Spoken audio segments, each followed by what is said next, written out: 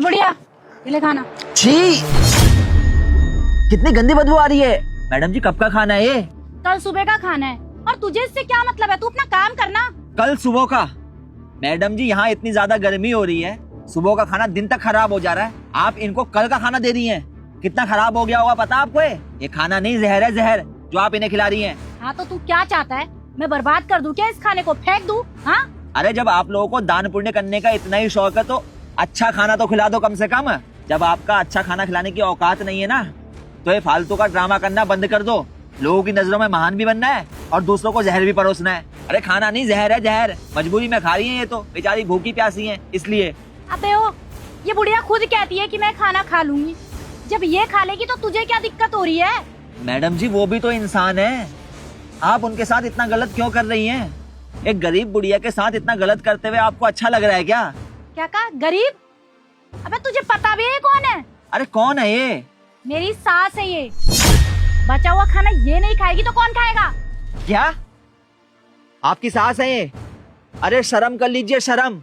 मेरे को तो लगा पहले कोई बाहर की होंगी ये, इसलिए शायद आपके अंदर कोई माया ममता नहीं है। लेकिन अपनी सास के साथ कोई इस तरह का व्यवहार करता है क्या जिस तरह का व्यवहार आप कर रही हैं? उन्हें ऐसा खाना खिला रही हैं। अरे ऐसा खाना तो लोग अपने दुश्मनों तक को खिलाना पसंद नहीं करते जैसा खाना आप अपने घर वालों को खिला रही हैं।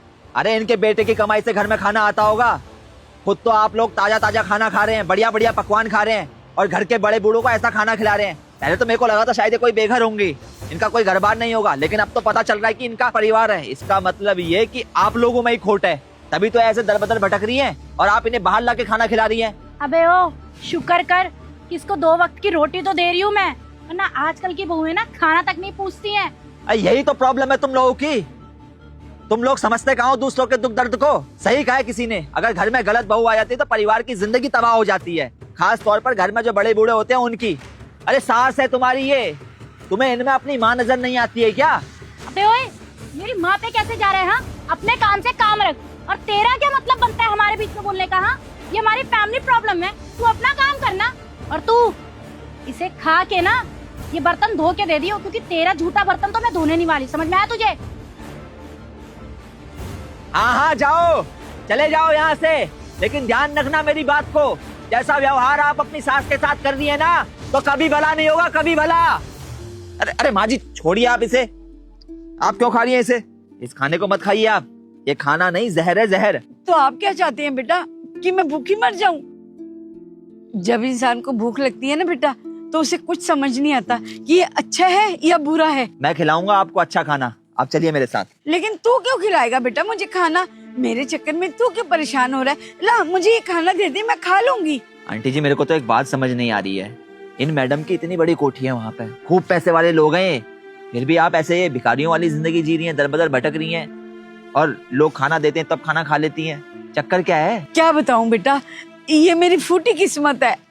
मेरी जो बहू है ना, बेटे के जाने के बाद ना वो मुझे घर से बाहर निकाल देती है, और मैं ऐसे ही दर दर भटकती हूँ, और यहीं आकर वो मुझे खाना दे देती है। तो आप अपने बेटे को बताती क्यों नहीं है? कैसे बताऊं बेटा मैं उसको? बहू ने मुझे धमकी दी है कि अगर मैंने अपने बेटे को कुछ भी बताया ना, तो मेरे बेटे के ऊपर झूठा इल्जाम लगाकर उसे जेल में पहुंचा देगी। तुम्हें बताओ बेटा, भला कोई माँ ऐसी होगी जो अपने बेटे को जेल पहुंचाना चाहेगी? ये जो मेरी बहू है ना, मेरे बेटे के सामने तो सती सावित्री बनकर रहती है, उसके पीछे से ही मुझे परेशान करती है। सच में आंटी जी, आज एक बात समझ में आ गई, ये जो ऐसी बहुएं है ना, ये बहुएं नहीं साक्षात दुश्मन है, परिवार को तोड़ने में कोई कसर नहीं छोड़ती हैं। खैर आप चिंता मत कीजिए, मैं एक काम करता हूँ, आपको अच्छा खाना खिलाता हूँ, आप आइए मेरे साथ। लेकिन बेटा ऐसे मुझे अच्छा नहीं लग रहा ऐसे। अरे क्या आंटी जी, आइए, मैं आपके बेटे जैसा ही हूँ, आ जाइए। ठीक है बेटा। आप आ गए? और इस लंच बॉक्स में क्या है? इसमें वही खाना है जो तुमने मम्मी को दिया था। मैंने इसे खोल के देखा, बहुत अच्छी खुशबू आ रही थी, मुझे लगा तुमने कुछ स्वादिष्ट बनाया है, इसे मैंने सोचा इस खाने को मैं खाऊंगा तुम्हारे साथ। आओ इसे साथ बैठ के खाना खाते हैं। अरे नहीं, अब ये तो मम्मी जी के लिए ना, हम क्यों खाएंगे? अरे कोई बात नहीं, मम्मी के लिए दोबारा बना देना, मुझे लग रहा है इसका टेस्ट बहुत अच्छा होगा, इसलिए मैं चाहता हूँ कि तुम और मैं खाऊं। पहला चम्मच तुम खाओगी। अब रहने दीजिए ना, ये आप मत खाइए, मैं आपके लिए दूसरा बना देती हूँ। अरे रुको यार, कह दिया ना खाऊंगा तो इसी को खाऊंगा, तुम मेरे साथ बैठ के खाओ, आ जाओ। अरे तुम पागल हो गए हो क्या? बीमार होना चाहते हो? ये कल का खाना है। इसका मतलब तुम मेरी माँ को बासी खाना खिला रही हो, तुम मेरी माँ को मारना चाहती हो। अरे मेरा मतलब है कि मम्मी जी खुद बोलती है कि मुझे बासी खाना दे दो, फेंका जाएगा फालतू में। मैं मना भी करती हूँ लेकिन बोलती है नहीं दे दो, तो मैं दे देती हूँ। मुझे पता है कि तुम मेरी माँ को डेली बासी खाना खिलाती हो, तुम्हें शर्म नहीं आई ऐसा करते हुए? अगर मेरी माँ मर गई तो तुम मेरी माँ को मारना चाहते हो ना? अरे ये क्या बकवास कर रहे हो? क्यों बकवास कर रहे हो ये सब? मैं आखिर तुम्हारी माँ को क्यों मारना चाहूंगी? किसने बोला तुम्हें ये सब? आइए माँ जी आइए।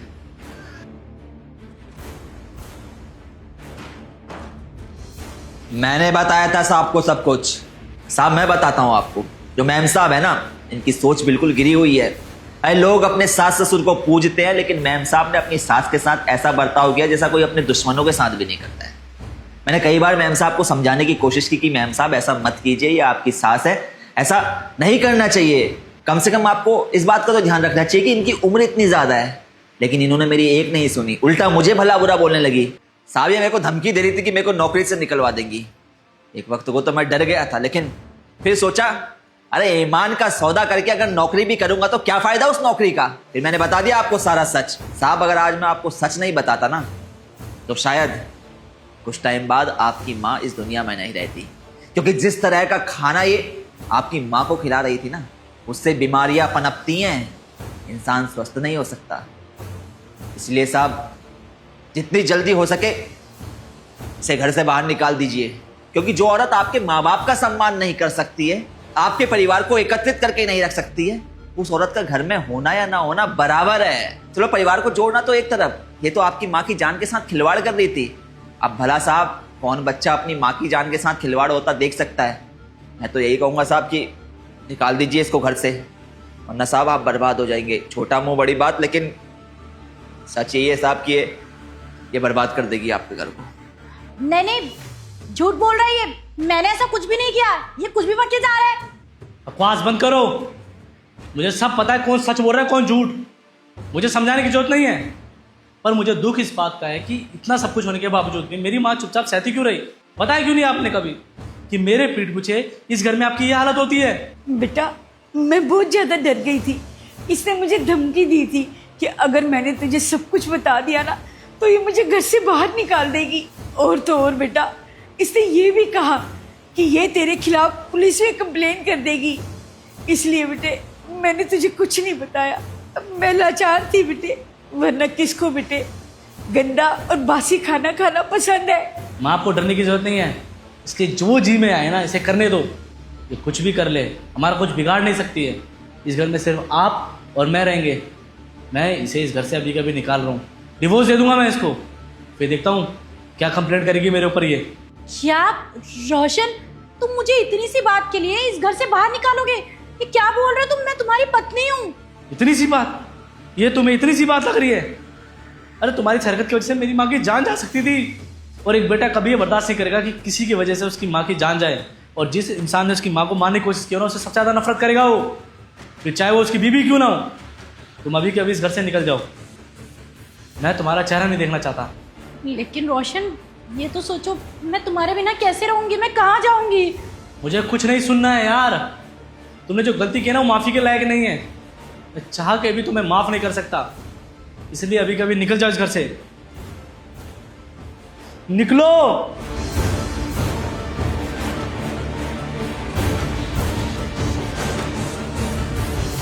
थैंक यू भाई।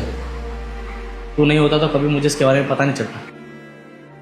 अच्छा साहब मैं चलता हूँ। माँ जी ध्यान रखना अपना।